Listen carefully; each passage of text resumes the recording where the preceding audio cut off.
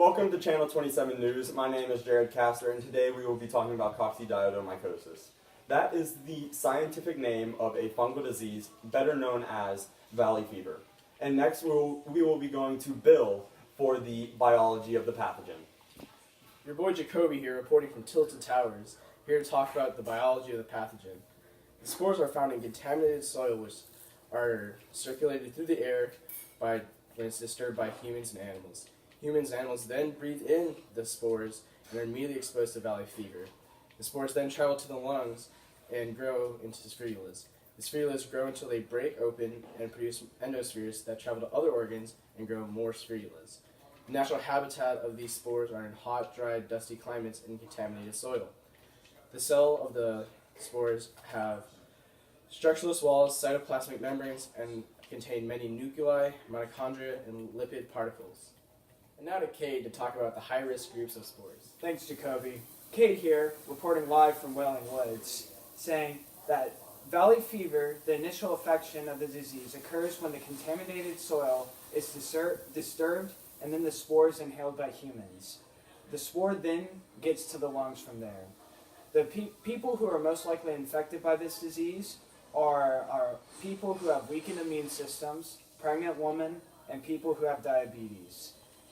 This disease is found mainly in southwestern U.S., parts of Mexico, Central and South America, and also parts of Washington. In 2016, there is over 11,000 cases reported worldwide of valley fever. From 1990 to 2008, there was also 3,089 deaths due to valley fever, but since 1997, the number of deaths have been relatively stable. And now to Jeffrey. Hello, Marcus here to talk about the symptoms of valley fever. Symptoms may include fatigue,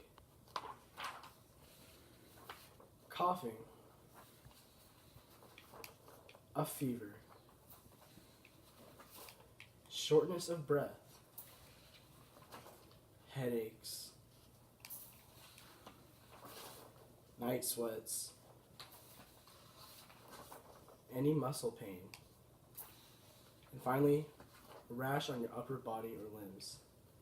And in severe scenarios, it could lead to death.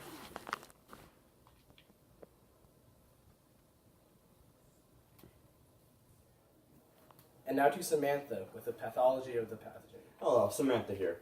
Now we are recording just outside of Flush Factory, and today we are talking about the pathology of coccidioidomycosis.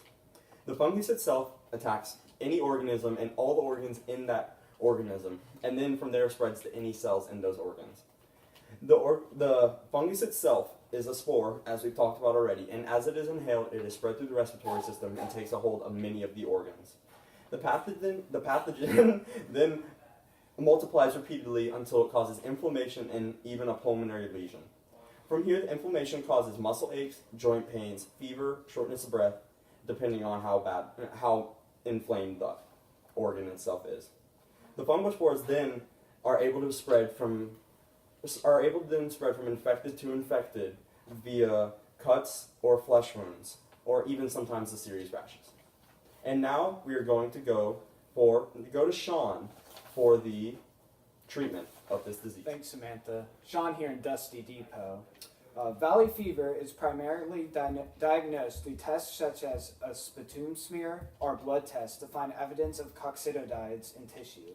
A sputum smear is the checking of a sample of matter that is discharged from coughing, and blood tests are used for doctors to check for antibodies that are used in order to fight fungal disease. While most symptoms of valley fever go away on their own without any treatment, some people are prescribed with antifungal medication such as fluconazole to reduce the severity of symptoms or to prevent additional spreading of the disease. Antifungal medication is treated for about 3 to 6 months and control the fungus, but sometimes do not destroy, in which could result in relapses or reactivation of the disease. Antifungal medication also come with serious side effects such as nausea, vomiting, abdominal pain, and diarrhea. Valley fever is a curable disease that usually lasts 3 to 6 months and is not a serious concern to those who have the disease. Thank you. Thank you for tuning in to us today and listening to Channel 27 as we were talking about coccidioidomycosis. My name is Jared, and it's been a pleasure telling this all to you guys.